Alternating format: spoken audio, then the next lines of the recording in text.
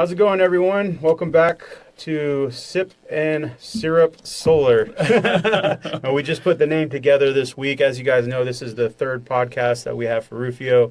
We're bringing industry experts together, really just coming together, chop it up, talk about solar, the industry, where we're at, where we're going, and really just put our heads together on conversation pieces. So, Lucien. Yeah, well, thanks for putting this all together again and jumping another week.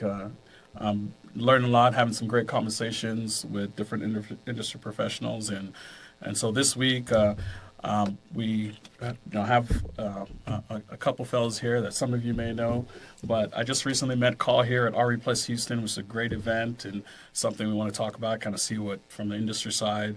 How things are coming together, or even from a global space. That's something definitely I saw there at RE Plus was a lot of international players. So, Carl, you want to introduce yourself and tell the Rufio world a little bit about what you do? Sure. Thanks for having me, guys. The third one. I'm happy to be a part of the feeling it out stage. Right, exactly. But I met Lucien. He's got a big personality walking around that event, so he was drawing people in for sure. I work in material brokering, which is going to be slightly different. And then just really, my background, I've sold, hundreds of residential deals. I've been in marketing. I used to perform in Austin doing comedy shows, like literally right down over there off 7th. So it's this is not an unfamiliar format to me. So I'm excited to be here. All and right, we're glad to have you. And happy to talk. Yeah. Yep. And I'll bring in our next guest, Dustin. Dustin and I have been working together. He's with CED Green Tech out of San Antonio. Has been a great partner for Rufio, and we've worked together for years. And excited to have him on as a guest as well. So if you want to talk a little bit about yourself, Dustin. And Sure. Yeah, absolutely. Thanks for having me. Right now, relationships are everything. It's a huge part of our industry. So I appreciate you guys having me on. So my name is Dustin Barron. I work for Green Tech, as JD said, and I am in solar distribution. So I am kind of the liaison in between manufacturers and contractors. So as a role in outside sales, part of what I do is business development and product selection. So customers come to me with an idea of or a business model, more or less, and I kind of help to suggest product lines, financial tools, other business development options to help them reach their goal. My background, I come from electrical contracting world, actually here in Austin. I was a commercial and industrial electrical contractor for the last couple of decades, and I've been in renewables now for a little over 4 years, almost 5 years. Dustin actually knew each other prior to this meeting. We have spoken many times, so it was good to finally meet in person. Yeah, and we may have met before too. It's probably been a couple of years. Yeah, maybe at one of those parties. Yeah, could have been. bringing the industry together. That's right. That's what it's about. Awesome. Well, first place I want to start off is, we're all in different spaces, but all within, solar demand generation, energy market. But from the RE Plus event, the Houston's RE Plus event, which was a great event, so I had a great showing. We had players from across the industry, across the globe, just from the installer and the EPC side, in the conversation you had there as part of the Rufio team, leading the Rufio team. What was some of the takeaways that you had from that, and where do you see the market going? Yeah, so with these events, a lot of them is, and I told Dustin at lunch today, it's shaking hand and kissing babies, right? So it's just getting out there, making relationships, really talking to industry leaders and finding out what's working and what's not, right? It's a time for us to come together and just have conversation on the good, the bad, the ugly. That's what I took away from it, as I was able to sit down with some industry leaders, find out what's really working, what some things I should stay away from, some pitfalls that other people are dealing with, and it kind of just helps save time and money as a EPC or installer to kind of navigate and know those things, and then of course making new connections and rekindling old conversations as well with partners. So it's definitely those events are really needed in our industry, because people talk on the phone, you see them on social media, you're connecting that way. But when you're able to sit down and have a beer and talk about the real things, it really brings out the inc- the finite details of what's happening in the industry when you're able to really take the time and talk about it. Awesome. Yeah. For me, and I'll share this with team. I'm new to the solar side of things. I've been in contracting and building industry for over a decade now. So for me, going to an event like this was very eye opening, and I felt like I think when I came home and told my partner, my wife was like, "Man, I was only seeing the trees, and I went to this event and came back seeing the forest." Like it was just very illuminating of kind of the potential that we have here and just how much we can make change globally, for the planet, and just how many people are really trying to push, reducing our carbon footprint, giving everyone energy independence, and saving, consumers, residents, business, showing them how they can save and reduce their energy costs. So I got even more motivated to get out there and find people that can really take advantage of solar today. And so, some of those great conversations I had with you, Carl, were that, right? It's just that kind of the opportunity there. And then, Carl shot me an article about some of the changes in the tariffs, and so we're kind of been sharing some of those. But one of the big takeaways that I had was like the battery storage market. I didn't realize kind of the opportunity that was there and kind of the shift in the industry, or at least that's how I understood it. I don't know if, from your tenure in the industry, it's been much longer. I mean, do you see that kind of shift, or is it Absolutely. something that's needed, or is it just we're not there yet? I'm not sure. Well, I'll chime in. So about the time that I got into the solar industry, I got in just pre-COVID. And so I was kind of sheltered from a lot of what was going on nationally in the industry. Coming out of COVID and getting into getting back into that RE Plus mode, we had our first RE Plus in Anaheim. It's been The big one. almost 3 years ago now. Yeah, the big national. And so there was a lot of things that were kind of taking place in the background from a manufacturing level, and a lot of it was batteries. Right, you saw more battery manufacturers at that event, companies from all over the globe.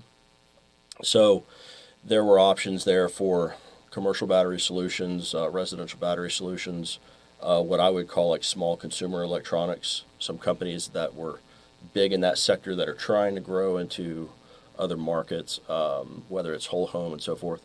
There was a lot of what I would call empty boxes. There was conceptual product. You may have like an empty shell of a battery. Hey, this is what we're going to have. This will be available in 2024. They're trying to get people pumped up. You could already see the direction where everything was going, and it's just snowballed from there.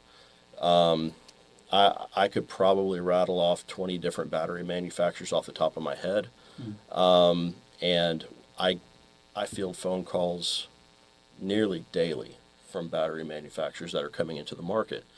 So that is by far the largest sector of our industry right now. The In largest terms of growing growth? sector. In Yes. terms of growth? Okay. Yeah. Yeah, I mean, one of the reports I saw was like only like 15%. It's like California, because that's our largest solar market in the U.S., right? But something like 13%, somewhere in It's that, up there, that yeah. actually had battery.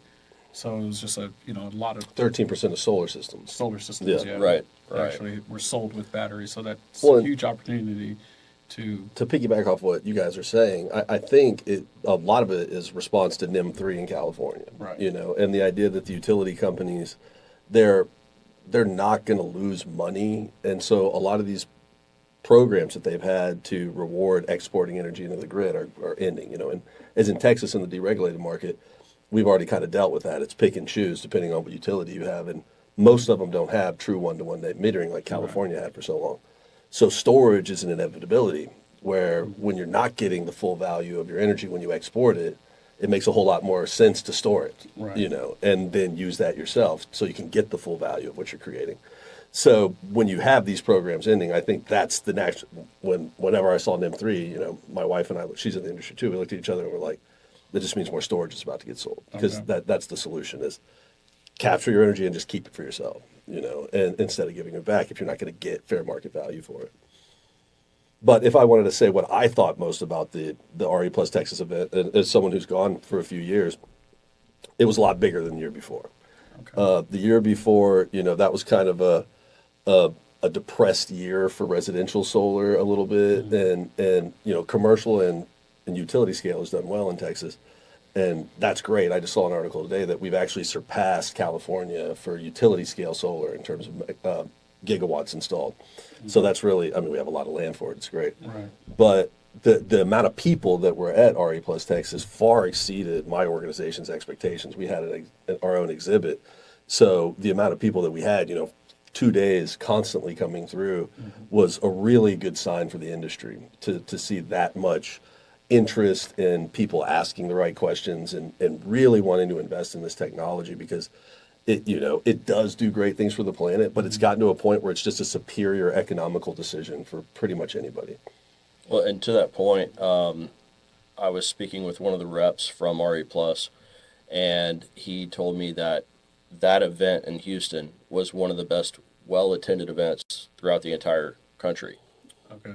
Yeah, so that tells you a little bit about Texas, and, Right. and kind of where. No, the general optimism is good. You know, Okay. it's the mood is from, I can feel it. It's a shift from the summer before. You know, this Okay. summer there's a lot more interesting ways that the financing is happening, the leveraging of the Inflation Reduction Act.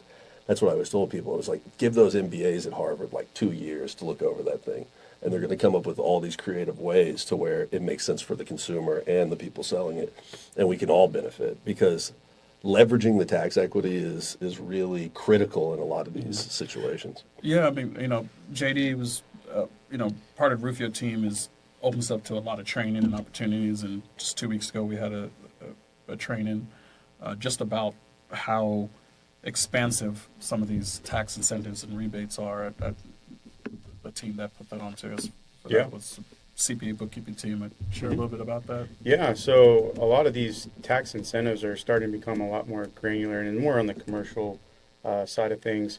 But people are coming up with innovative ways for the residential side to maximize a lot of the tax credits. So that the CPA that we were talking about, or talking to, that was doing the training, really is jumping in to kind of help in opening up some more options for residential. And then, of course, you know, having someone in that can be more of a consultant on the commercial side to piece together all the different tax incentives that are available for these owners is very important to have. So, yeah, we you know, provide training as much as possible for the dealers or individuals that are looking for that type of information to really help guide them along the way.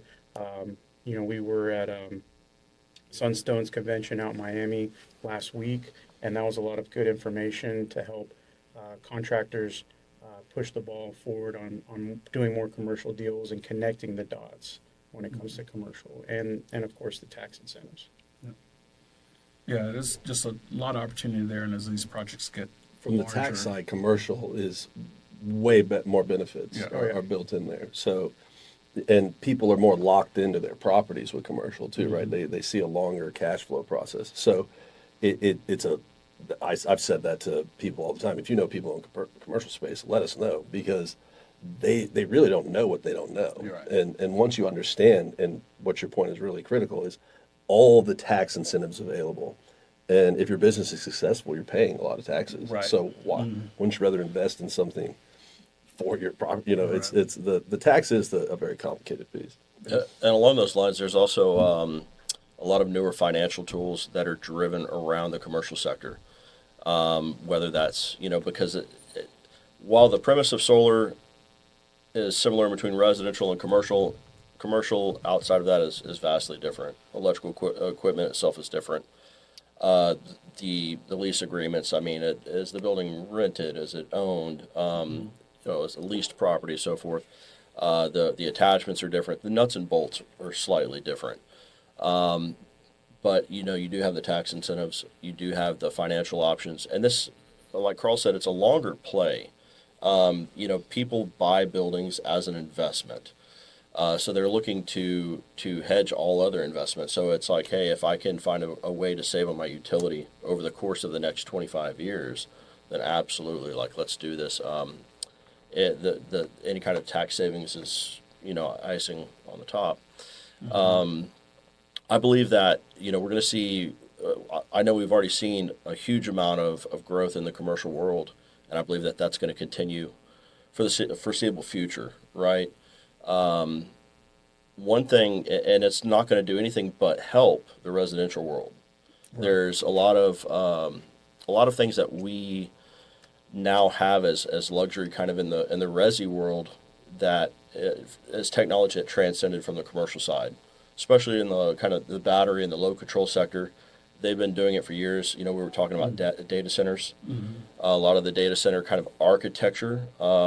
You see a lot of that trickle down into kind of the residential world in a smaller package. Right. So I believe that commercial is the path forward for a lot of people, trying to take that kind of mid-size EPC or install contractor and get them groomed to move into like the smaller commercial installations. Right. And especially right now, until the resi market kind of comes back. Right. I think that's paramount. Yeah, I definitely saw a few products there that I felt like came from the commercial sector, especially around load management. Savant was one of them. Savant, yeah. And some other ones. So yeah. Well, Dustin, I know that you have to leave us, and just when we're getting all the juicy tidbits from you, but we really thank you for dropping in. Absolutely, and thank you all. Booth with us and having this conversation. We look forward to having you back again, and kind of sharing the knowledge. And it's always great to be in Austin. Yeah. Oh yeah. Well, when it's not 105. I know the weather was shockingly nice today. Yeah, today it is. But enjoy 35. Enjoy, absolutely. I'm going to go fight some traffic. Yes, sir. Thank you, gentlemen. So, all right, it's a pleasure. Guys, we're back. So we are back. We just lost Dustin from Green Tech, but still a lot to talk about in terms of RE Plus and what we saw there. We talked a little bit about the battery, but I do want to jump into something that you brought to your attention about tariffs, certain tariffs that are going on PV modules or batteries or everything across. modules. I know we've been trying to boost the U.S. manufacturing sector, especially when it comes to solar. But what does that mean for us as out there selling solar system, both in residential, commercial, and for our install teams here? Well, for people who are selling, you're going to see a little increase in the red line costs because modules are going to go up in price. What just happened is they ended the 201 exclusion which was on bifacial modules. So any module that was bifacial, which most of them are now, is no longer exempt from the 201 tariffs. So that's going to raise everything like 25% on those modules. Then they're ending the exemptions for 4 Southeast Asian countries: Malaysia, Vietnam, Thailand, and Cambodia. So what happened was when these original tariffs came into play, China, which was the origination of the tariff, was to try and reduce China's stranglehold on the industry. They just moved all their manufacturing to the 4 countries I just listed.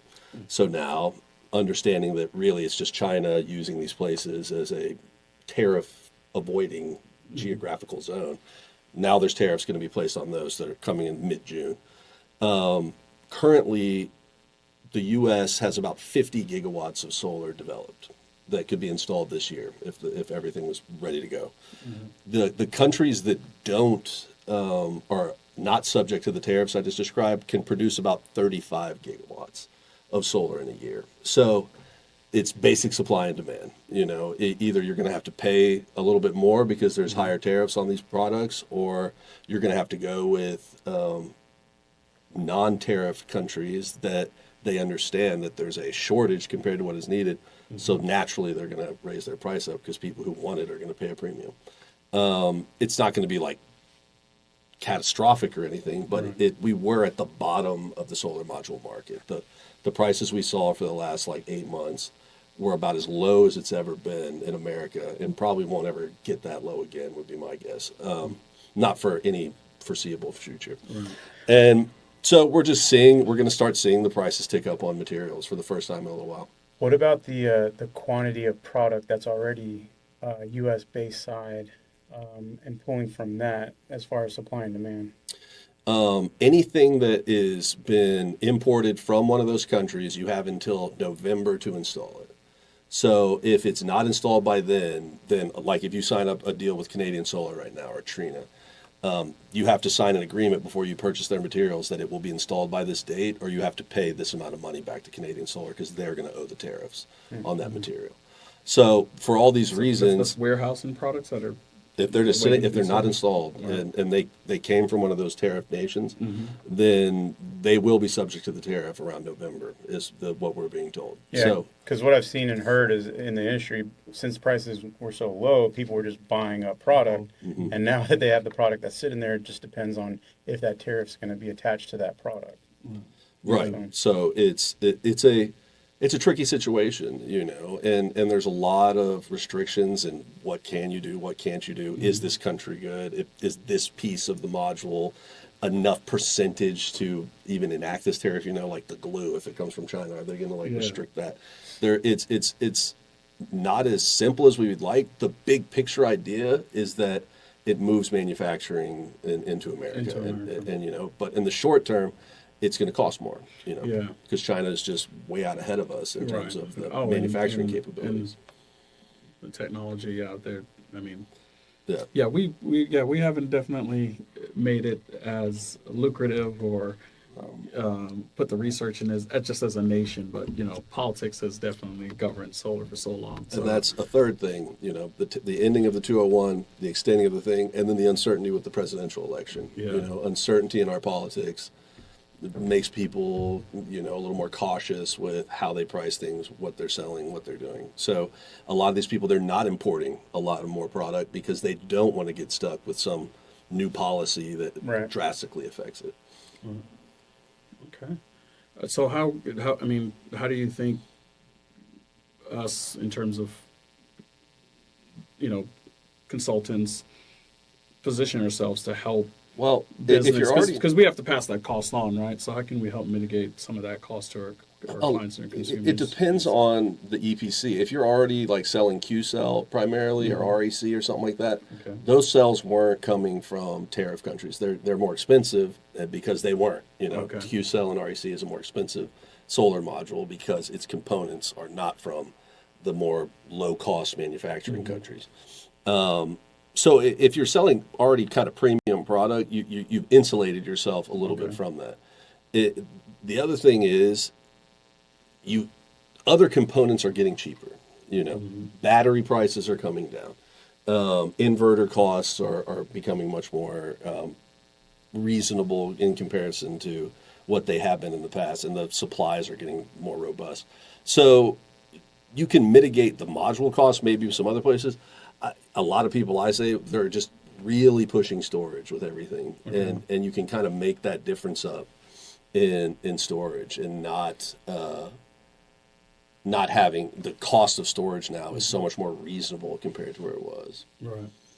Yeah, I've seen a mix of that just in conversations, through people inquiring about solar and getting different proposals, and with battery, and just a difference between just getting your standard solar system and when you add battery, just feeling like sticker shock. So I'm hoping that within time we'll be able to bring that down. But are you seeing a greater request or inquiry now So, from everyone for battery? Or I think now that the financial market has changed a little bit, before we were seeing middle, lower class being offered a battery option where in their financial realm it might not have made as much sense because they're looking for lower monthly. But now that the credit criteria is a little higher, we're looking at like 650 or above. Some of the interest rates that are available to middle to upper class customers, Sometimes them seeing a lower on the battery, it makes more sense to add a battery at that point. We're also seeing a lot more go backs for batteries. So like after the solar's been installed maybe a year or two ago, customers calling up, and it's mostly like like I said, middle upper class calling and saying, hey, I'd like to add a battery to my system. What does that look like? Okay. So that's kind of what we've seen. Do you find that it pencils for most of your consumers out there in terms of adding a battery, in terms of what their needs are? I mean, are you find that the consumers that go with batteries across, 13 states we're in, that it's driven mostly by energy independence, or is it something that they're putting into their cost reduction strategy or demand It's or a load little, management strategy? Where yeah. do you see most of And across the different states, it's going to vary, but for the majority of homeowners that are wanting the battery backup, especially here in Texas, the grid isn't. It's not that it's not stable, but when you have, the blackout or you have the ice apocalypse that happen, those things stick in the back of consumers' minds, and when they have the opportunity for them to add it, they're like, okay, we'll go ahead and add it. On the cost savings side, there's so many different utilities out there to speak on one individual when there's hundreds of different utilities and different options, a buyback program. For the most part, yeah, energy's going up, and for the most part, buyback or net metering is going down. They're not paying as much as they were. So yes, batteries are starting to make a little bit more sense on that side of things when those metrics are starting to go in that direction. Okay. But yeah, Utility rates go down, net metering rates go, or utility rates go Up, up, the other utility way. rates go Mhm. down. Battery makes sense. Correct. So yeah, so that's yeah. If that's the situation that you find yourself with as a business, as a resident, I mean, if you guys have sold in like Yeah. San Diego utility or something like that, they don't even do backup with batteries there. It's just to peak shave. So when they have that peak pricing in the afternoons, when demand is the highest, or it's really when the sun goes down at like 7 o'clock, it's like their highest demand. They just discharge their battery and then they charge it at night and off the grid. Like Right. it doesn't even have to be from solar that they charge it, and it pays for itself in like 3 years because yeah, when looking you at don't pay that peak rate, it's my utility rates, yeah, yeah. You live in San Diego? No, I live here in Texas, and I'll say, the our friends in San Diego, Yeah. it's a whole, they average out to like 40 cents a kilowatt hour. okay, no, we're not there yet. yeah. We're not there No, yet. no. I mean, and going back to the battery, what JD was saying is that Dallas and Houston have just experienced long blackouts Yeah. recently because of the storms that we've been getting, and so I know my friends in residential, their phones are ringing a little bit louder in response to that. It's like 21 when we had the snowpocalypse. It's Well, we don't even how have many to go back times do you that have to be far. reminded that you can lose power for days on end? Well, I Before you consider this. I stuck around after RE Plus for a BOMA conference that was there. Really? Yeah, So you got hit with the tornado and downtown? was caught with that tornado. Yeah. And while we're there, it's like, oh well, yeah, this sucks. Glass is flying off a building. This is insane. I never would think a tornado would come to Houston, but what's going on Downtown with planet Houston, Earth, right? yeah. Downtown Houston, right? I've definitely seen it in the trajectory for Dallas, right? Yeah, 'Cause yeah. you're adjacent to Tornado Alley. Exactly. But that was shocking. But it wasn't until that next morning I woke up and the news was like, we have 1 million people without power. And you had a couple meetings scheduled that had to be rescheduled because they're like, yeah, we don't have power. We, and even a week later, we're still finding out that there was still 700, I got half a million people still without power. one email from a customer I sold in Houston several years ago, a battery storage system and solar. And they emailed me, they go, all my neighbors' power's out, and I'm sending this email right now. Yeah. So thank you again for the system. Yeah, I had everyone. It's like, I'm at my uncle's house. So I'm trying to get on the Zoom, but his is going down too. It's like, Yeah. all right, well, Yeah, they had We'll a try that. solar We'll try that edge again. battery. And, But I old thought it school. was also super interesting though that here Austin Energy sent a team there to help with getting their power back up with trucks, personnel, and there were other municipalities that were pitching in too, just because there were so many people that were without power. And so I'm just wondering, how, as solar professionals, that we can, help with kind of that emergency response or management? Is there opportunities for us to Yeah. to help So, there? so actually, us as an installation team, we're registered with Austin Energy as an installer, and we're going through their program to kind of be able to do inspections for not inspections, sorry, more of like the master electrician side of things on final inspections, some of the things that Austin Energy requires to PTO the account. Since we've been with them for so long, they're entrusting us to do those types of things when not the snowpocalypse happened, but the freeze. Right. The Yeah, the year when after. yeah, when the power lines were weighted down because the trees had the ice and it took down the power lines, we were having problems. We had 100 accounts in the pipeline that we couldn't get inspected because their electricians were going out, their power line operators were going out, their manpower were going out to fix those, and we were kind of like secondary on their list, even third on coming out to do the inspections and finalizing it. So what they've now done is worked with installers like us on having a program there where we can actually help them take some of these accounts to the finish line without their manpower that's needed if there was some type of an emergency or they need to send crews out. And not that residential solar isn't like top priority, but some of the work that we're doing already, we're there. They can entrust that we're doing it the right way. They have things that checklists and implementations that we need to make sure that we're doing. And as long as we're showing that we're doing the good work, then hey, yeah, we're going to trust. They're telling us, hey, we're going to trust that you guys are taking it to the finish line, and we do. So, Awesome. nice. Yeah, That makes a whole lot of sense because I know in my history of working with Austin Energy that sometimes their lead times can be pretty long. Right. So if they're deputizing, you guys to finish up some of those things, it might clear up their pathway to get things moving. And I'm talking about, I know friends who work in like commercial building and stuff like that, and just getting stuff going it's a big city with a lot of growth, Right. and our infrastructure's catching up to the growth. Yeah. Yeah. And I take my hat off to Austin Energy being open to doing those types of things because a lot of utilities are very closed-minded. It has to be done their way or nothing at all. But if you don't have partners and relationships to help that work go along to the finish line, then really it is the customer that's being hurt, right? So I heard that argument from some of the international players. Like, yeah, America is, will be more costly because we do have those checks and balances in our system, whereas in some of the other countries, like Australia, I think this group is from, theirs is, it's not as complicated or it's to go through for us. So, while it's needed, necessary, I think for safety. It does cause some frustration, but if the public sector and the business sector, if we can come together with a solution that's safe for all, I think that's For that's sure. an awesome thing. Shout out to Austin Energy for pushing that forward. I think the last thing I wanted to talk about was just kind of another article that we've seen through ECM. Access has put some forward, but just the grid demand increase that we should be expecting here. By 2030, we're supposed to be seeing like 10% of our grids that will be that will be coming from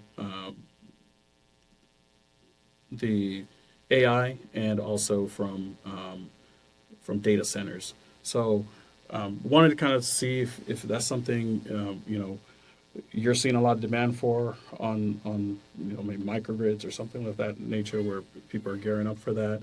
And then from the installer side of things, is there an area that you can see a lot of growth or demand coming from as well? yeah, Sure. It's something that I've heard about as someone who pays attention to the Texas energy market, and we have legislators who are promoting our state for data centers and crypto mines and things like Right. that. You have people promoting electric vehicles, so the idea of taking 40 million gas cars off of the roads and replacing it with people that are being charged from our electrical infrastructure, we don't have the capacity to do that currently, so it's going to take a a combination of increasing the grid's resiliency and then also the generation overall. Which is expensive because And I mean which is why we have all these incentives from the government, right? I mean, for the government to upgrade the energy grid, that is a trillions and trillions of costs. But getting everyone to go solar, on their dime or with the And it's- government support, I think makes a lot of sense and get us to where we need to be in terms of stability. well, and that's something that I say to people all the time. I go, solar is a technology, and as you develop technology, it gets cheaper. Right. And our traditional source of energy were fossil fuels, which are a commodity, and commodities are paced with inflation, so they don't get cheaper, know. And so when we can rely on technology as opposed to a commodity, the price it will get cheaper, and that's why that I mentioned earlier, Texas has adopted, not out of its love of the planet, Right. it's because it's cheaper. It's a more cost-effective way to harness electricity than gas or coal-fired power plants, And so Texas has we feel it every day. Plenty of sun here. It's at the right latitude. There's tons of flat open land, and storage on a utility scale is becoming so much more accessible because that was the big pushback. What happens at night? And it's my wife works for Canadian Solar in the e-storage in their utility scale division. She goes out to Midland. She goes outside of Houston, Dallas, where there's just football fields of shipping containers filled with batteries, storing all of our solar energy to use at night or when we have peak demand or things like that. So it's not if, it's happening. Right. It's already happening right now. And something that Dustin had said before he left, and it's residential, a lot of what will happen is there'll be community solar and things like that, because not every house can really take enough solar to replicate all the energy it needs. Right. So community solar in places like that, that'll be a big push, because residential is a very small piece of the overall solar market. Right. And the growth of it in the commercial and utility scale is what's really going to eventually drive energy prices down, because it's just cheaper energy that we're not having to constantly mine out of the ground and replenish and do all this. You put this infrastructure up, and then it works for decades. Yep. It's interesting to think that more power is being starting. I didn't read the article that you were talking about, but that more power is starting to be taken from AI and data centers, and it makes sense. Obviously, as technology grows, we're using more power for those devices. It'd be funny is to ask the AI how to solve that problem at this point. Yeah, how do I reduce your draw on the grid? Right? Let them figure it out. Their first response power would is be eliminate mine. humans. Oh, yeah, hopefully not. I know, we're a Terminator. Instantly. Yeah, That's the right. question gets asked. Oh, man, yeah. But definitely, see a lot of growth, emerging market.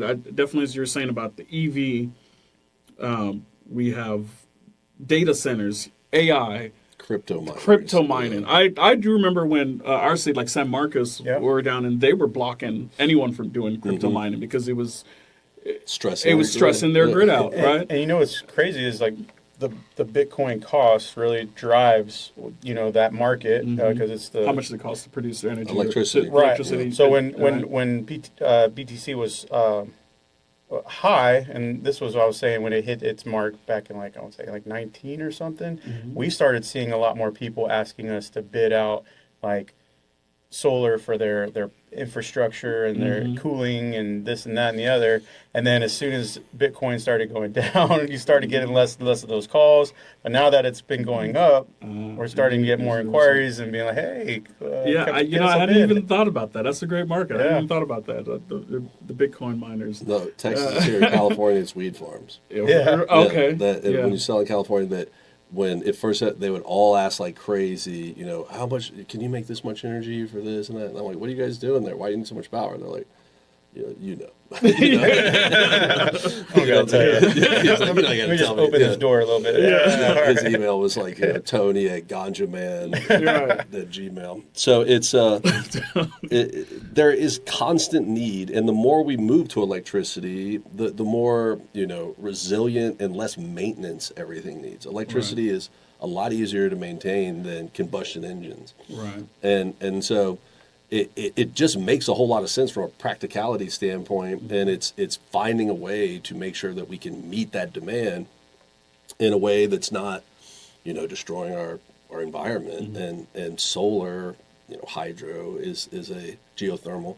All these are really feasible solutions, and solar specifically in a place like Texas, because it's our greatest asset and our greatest annoyance. Yeah. Well, we're going to wrap it up here, but I mean, that's kind of why we started having this conversation. Was sometimes with all the information that's out there in the web, you think everyone is as knowledgeable as you are. And I come from sustainability world, and I thought I was pretty knowledgeable about all the sustainable practice out there about solar energy and the benefits of it. But I find I'm still learning so much today. So.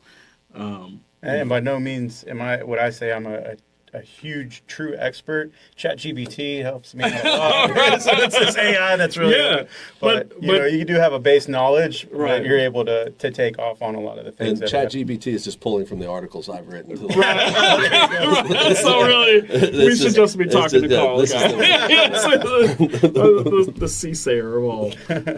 But yeah, no, it's great to learn from colleagues, and I think that's why we like going to these trade shows to for most of it's a relationship business. Like right now, in terms of educating people, educating the public, educating consumers, educating investors, business owners, it's all about getting that relationship and that trust, because it is an emerging market, and I think there are bad stories out there. So we just, I think that's kind of the big obstacle for us to overcome.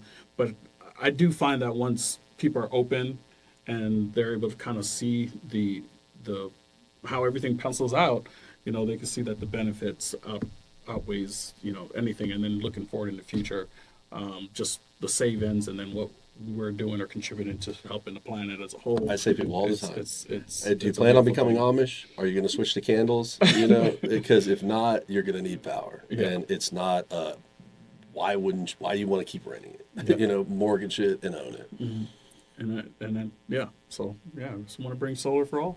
Yep. Solar to all. Well, thank you, everybody, for tuning in and listening. As our third podcast, as we get going, we'll have more guests. I appreciate having you on, Thank you, and Thanks for having me. we look forward to the next episode. Signing off, guys.